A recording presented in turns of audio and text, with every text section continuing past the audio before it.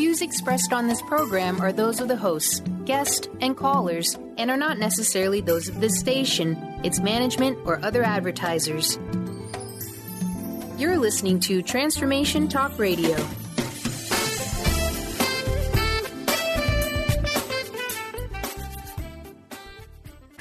Moms, are you ready to become enlightened, empowered, and stress-free?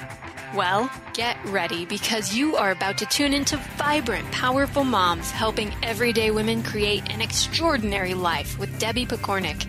Each week, Debbie discusses topics to help you become self-aware, inspired, and on track to create the life you crave. It's time to stop settling and start thriving. And it all begins now on Transformation Talk Radio.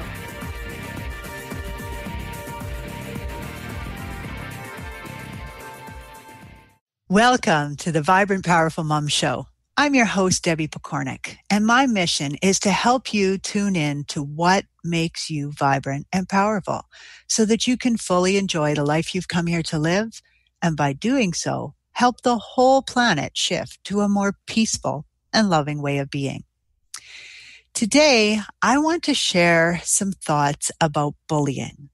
This is such a hot topic and one that tends to make a parent's ears perk up and their shackles to rise, especially if they hear it in the same sentence as their child's name. The idea of someone bullying our child is almost more than we can bear and creates a response in us that can feel pretty overwhelming. Now, like any topic that finds its way into the spotlight, there's a lot of room for misinterpretation and confusion as you hear things about it on the news. Maybe you discuss it with your buddies at the water cooler or sit down with your friends. And one of the things that really complicates it is it's natural for us to draw up our own memories, maybe of being bullied when we were younger, or maybe of even being the bully itself. It just pulls on these memories, and when they come to the surface, what really comes up is all the emotion that's tied to them. So the result is fear. And anything that puts you into that state, I think is worth learning about. So I want to talk about developing a healthy response to bullying as a parent, but also as a person living in a society where bully-type behaviors are super common, and we experience them happening all the time. Now, this is not something that is reserved just for kids. This is something that we all deal with in our lives. So to me, it's really important that we understand what's going on and that we have a healthy way to deal with this situation anytime it comes up anywhere in our life. I'm going to focus this conversation mostly towards dealing with a child, but I'm hoping that you'll be able to recognize that with minor modifications, you can use these same ideas and strategies when you're working with your best friend, with your neighbor, with your employee who comes in and tells you something. This is transferable to all areas of your life. Okay, so let's go back to how hearing about bullying as an adult tends to cause the shackles to rise and this fear to shoot through us when we think about it relating to our kids. This fear response shifts us into protection mode for our kids or any loved ones. Now, there's a couple major problems with protection mode. The first is that to really deal effectively with any challenging situation, we need to be at our smartest. But when we move into protective mode, by necessity, we're not able to think as clearly because the blood is diverted to our muscles from our brain. We need to be strong. That's what our body thinks. We need extra speed, extra strength, not extra brain power. So as a result, overreaction becomes super likely, and it often creates a response that looks much like bullying behavior. I mean, if you think about this, let's say your child tells you, you're in the change room after a hockey game, and your child tells you that the 17-year-old assistant coach is picking on him, making fun of him. And you right away think bullying. And so you say to your child, you know what? come on, we're going to deal with this right now. And you grab him by his hand and you strut over to where this 17-year-old is standing and you puff yourself up to your biggest form, because that's our natural way to do this. And you stick your finger out and you point it right into his chest and you say, don't you ever pick on my child like that again, or you will have to deal with me and you're not going to like it. Now, if you could take a step back and be the fly on the wall and watch that interaction, which is actually not that uncommon, in that moment, you just shifted into a sort of bullying. You threatened, you used the fact that you're older, that you're wiser, that you're a parent, so you have power over that 17-year-old. And you modeled to your child exactly what you're afraid is happening to them. So that's never really a good plan. Now, the second reason that protection mode is a problem is because when we do it, just like in this example I just shared, we often are sending our child a message that he or she is not strong enough to deal with the situation on his own. Now, above all else, we really must let our kids know that they are resilient. They can handle whatever life throws their way. It might not feel great to live through these undesirable experiences, but it is part of living. And it makes people stronger when they embrace it as part of their life challenges and learn skills to deal with it. So I'm going to share 5 tips for raising resilient kids who can handle anything. And I'm talking about it specifically as it relates to bullying, but we really want to understand that this goes way beyond bullying. This is about our life when it comes to resiliency. Okay, so the first tip, teach your child that life is going to push them around sometimes. So they need to learn to deal with it. Now, I know that's counterintuitive to that whole idea of being protective. And it's hard for us to do that, but it's important that we're honest with our kids, that we help them understand these things happen in life. It is in the best interest of us all to teach kids how to protect and stand up for themselves, regardless of what comes their way. Bullying is part of our world. This does not mean we should condone it. It doesn't mean we shouldn't try to eliminate it. It simply means we must teach our kids how to handle it. The second tip, let your child know that no matter what happens in his life, you've got his back. In other words, you do not believe that he's faulty or that people should be allowed to push him around. You're going to help him to come up with constructive ways to stand up for himself and will advocate on his behalf if and when it's required. The third tip, if your child discloses a bullying situation to you or any situation about being picked on, mistreated, whatever, do not panic or overreact. Just listen to what she has to say. Empathize with her. Hear her out. Ask her if she'd like help brainstorming the solutions. I'm going to go into a bit more detail on this in a few minutes, but that's really what you want to do. Keep your child firmly in the driver's seat of this problem while encouraging and supporting her through the process. The fourth tip, help your child to see that just because a bully says something, it doesn't make it true. We know this. It's not the first time you're hearing it. Bullies and anybody who's trying to put another person in their place are looking for things that their target might be sensitive about, and then they prey on those insecurities.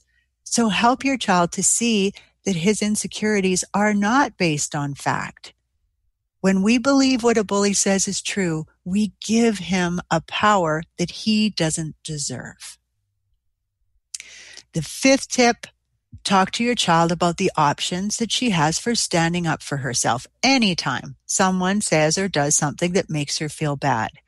Discuss how uncomfortable situations will come and go throughout her life, and that no matter what life throws her way, she has what it takes to deal with it. Help her to learn the skills she's going to need to do that. So those are the 5 tips for helping your child be resilient. Now, I need to address something that is actually becoming a pretty big problem.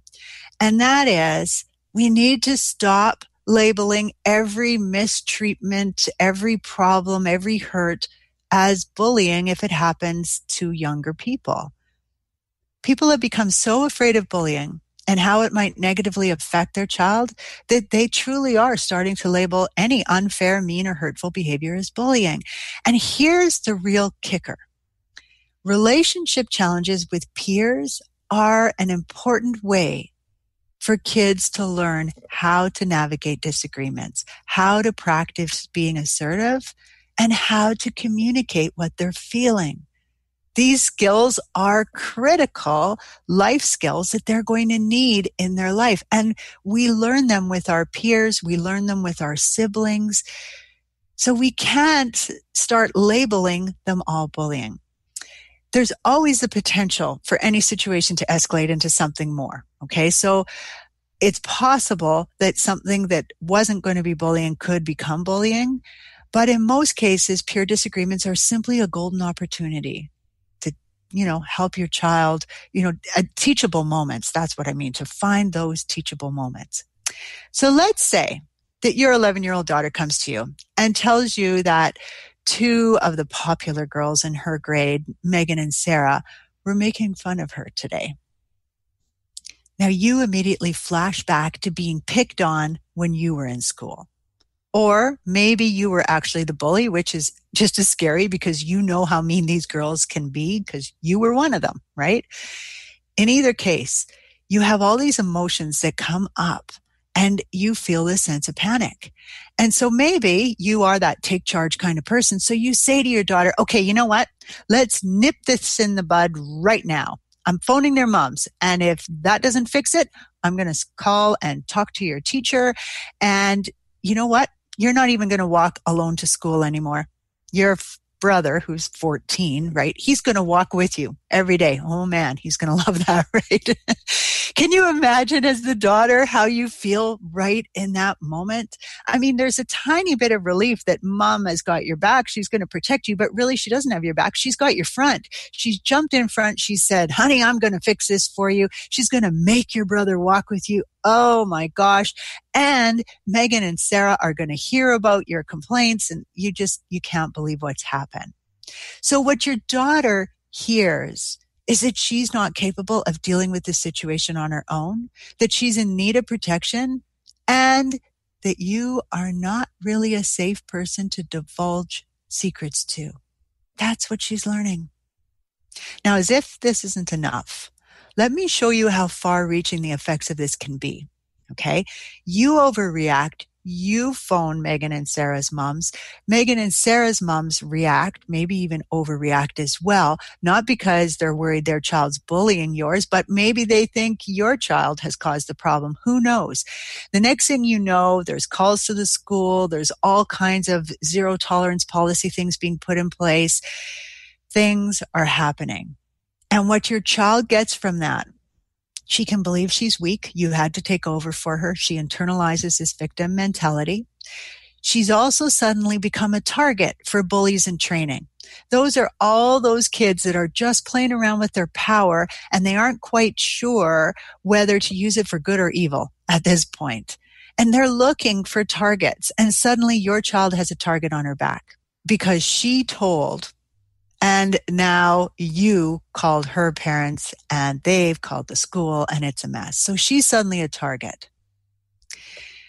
She's suddenly being coddled by adults, you, but also by the teacher, maybe the principal, maybe the guidance counselor. They've all been instructed to protect her. She might become hypersensitive to normal disagreements with her peers, where suddenly somebody could walk by her desk and truly trip, grab her purse that's sitting on her desk, it dumps on the floor, and she can take that personally. In fact, she's quite likely to take everything personally now because she believes she's somehow a victim. She's defective.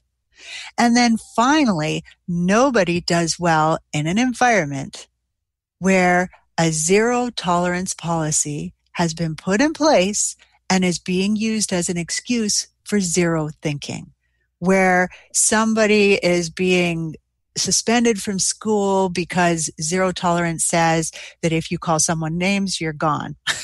That's just doesn't work well for any of us. So in other words, your child can become over-traumatized by a situation that really would have been just part of growing up if you had supported her rather than overreacted. So I'm not saying you shouldn't be there for her. I'm not saying you shouldn't do anything, but when we take over, it doesn't work in any of our favor. So let me just give you a quick idea of what I call bullying. Bullying always involves a perceived power imbalance. So someone is stronger, bigger, older, wiser, has authority over. The person who's being bullied feels threatened and believes that the other person will follow through on their threat. So in other words, they believe there's no way out. They have no choice but to do what the bully tells them to do. That is a true bullying situation.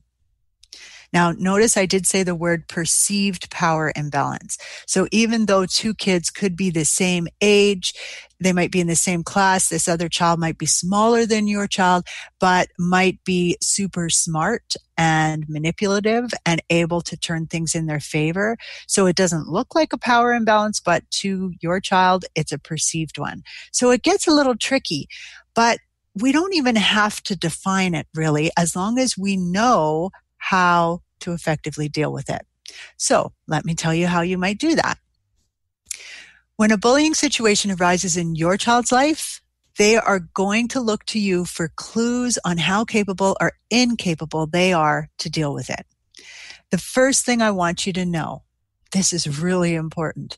When someone comes to you and discloses a bullying situation, they are already starting to reclaim their power. Isn't that cool? That's something to be celebrated. We want to take that moment and treat it with the respect that it deserves, because your child, in this case, has decided that it's worth it to tell you what's going on rather than to stay silent. And that's what the bully wants them to do, is to stay silent, to just give them their lunch money or whatever the case might be. So you want to treat this moment with the respect that it deserves and allow it to be an empowering opportunity for your child or your employee or your best friend or whoever it is who happens to come to you with a story about being bullied. So here's how you can do that. The first thing you want to do is you want to listen. It's important to understand that anytime someone comes to you with a story to share, they are asking you to really hear them. A great way to do this is by using tools like empathic listening, in which you focus on understanding what that person is feeling, and then you use that information to connect with them. So it sounds like you're pretty frustrated. I can understand that. The goal is to make sure you hear what that person is saying without reacting and taking over the conversation. Now remember, if your child is being bullied, he's likely afraid and possibly embarrassed because he's afraid. So make it as easy for him to talk to you as you can by being a really good listener.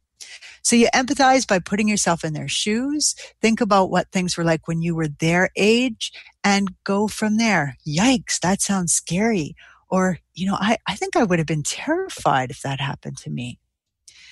If you don't know how it would make them feel, because maybe you were never bullied and, just wasn't part of your experience, you could ask them, yikes, I'm not sure how I would have even felt about that. Probably pretty mad.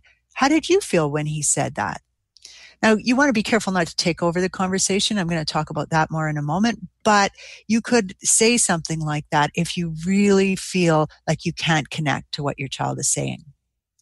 You also can clarify. If you don't understand something, you could say, okay, hold on a minute. I really want to understand this. So are you saying that the other kids saw what was happening and they just stood there? Be really careful. You can just hear in that comment how the potential is there for your emotions, that mother bear to come out and for you to see it as a reason to get really upset. So if you feel emotions coming up, you could say, oh my gosh, this is making me really mad right now, but let me just take a moment. I would have hated that if I had been in your position. So you're going back into that empathizing again, and you want to let the emotion go because it's not going to help you right now. In order to keep the door to communication open and to find out what is really going on, there are some habits that you definitely want to avoid. Okay. These are things that we have learned to do mostly as adults, but probably from a fairly young adult age. All right. The first one is joking. Often we do this to try to lighten the mood. But when you interrupt somebody to say a joke to lighten the mood, you are not being a good listener. So, those comments like, what does the other guy look like? She's probably just jealous of your curly hair. They might fit in later when she's given you her full story, but there's no room for jokes at that particular moment. Don't try to lighten the mood. Allow the mood to just be. Okay. The second one is, and this is really common for parents, is defending the offender. You must have done something for her to treat you so badly. No, you didn't have to do anything. Bullies often will just strike out. So don't even go there. It's not helpful right now. Taking over the story. Oh, I know how you feel. When I was young, I was probably even the same age as you, and there were these girls, and away you go, and you've taken over. You don't want to do that either. Not a good listener at that moment. And finally, the one that we're all probably A+ students at, fixing. We want to help our child shift out of where they're at, the state they're in, how they're feeling. So we start to try to fix. Maybe we say, did you tell the teacher? Because, the teacher should be watching out for that. Maybe we even jump into solving as well. I'll call her tomorrow. That is not good listening. None of those things are. So really try to be aware of that. Just empathize and listen. The second thing you want to do is to give reassurance. And so here's what you do. Instead of those 4 things, you use little prompts to let them know that you're listening and to encourage your child to share more. Wow. Really? I see. Even nodding your head can work. And when they're done sharing their story, you want them to hear that it's not okay for them to be treated this way. So you understand there's nothing wrong with you, right? The way those other kids are behaving is the problem here. Now, your child might argue this point. If they do, just let them argue it. Let them vent. Don't worry about trying to correct what they're saying. Just let them vent. Use your, I see, wow. It is critical at this stage that you understand your child is not being picked on because she wears glasses, talks funny, lacks social skills, or has a mixed up family. Remember, bullies are looking for something their victims might be self-conscious about. And if you believe that there's something wrong with your child's glasses or family or social skills, and you feel sorry for them as a result, you will make matters worse. So you need to get past that and know that there has never, ever been a case where the glasses have caused that person to actually be bullied. Okay? It's just a prompt. The third thing, encourage inner strength. Your child needs to be told through both your actions and your words that while people picking on them is not okay, that they are strong enough, smart enough, and resilient enough to handle it. So you don't want to take over the struggle. That's very important. You want to use this opportunity instead to let your child know that he will experience plenty of uncomfortable situations in his lifetime. So, honey, this is a chance to learn some skills to help you deal with challenging situations like this so that you have lots of tools if something like this ever comes up in your life again. Talking to them like this helps to take them out of the victim role and reconnects him with his natural resiliency and his ability to take back his power. The fourth tip, empower and support. Your goal is to support your child while helping him believe in his own strength and ability. Ask good questions if you need to prompt for more. So what did you do next? What do you plan to do now? Offer support and understanding, right? Would you like me to help you brainstorm? Do you want my help coming up with some ideas? Empower your child by brainstorming constructive ways to handle the situation. Help them seek out resources. Maybe they want to take a self-defense class, not to strike back at this person, but to really feel confident and good about themselves. Maybe they want to take a different martial arts course. Maybe you read bullying stories. Just really watch out for those ones that end with a person beating the other person up, because that's not reality and that's not the best way to deal with things. So bullying has become a buzzword in our society because we have forgotten how resilient our kids truly can be. Let's take that power back and empower our kids and our friends and our employees and everyone to stand tall, knowing they truly can handle whatever life throws their way if they're just willing to look at the resources that will help them. With much respect for you and the journey you are on, this is Debbie Pokornik wishing you a vibrant and powerful day. You've been listening to Vibrant, Powerful Moms with host Debbie Pokornik. If you've enjoyed this show, please give us a shout out and leave us a positive review. To find out more about Debbie and her sisterhood of Vibrant, Powerful Moms, visit empoweringenergy.com. That's empowering with letters NRG.com.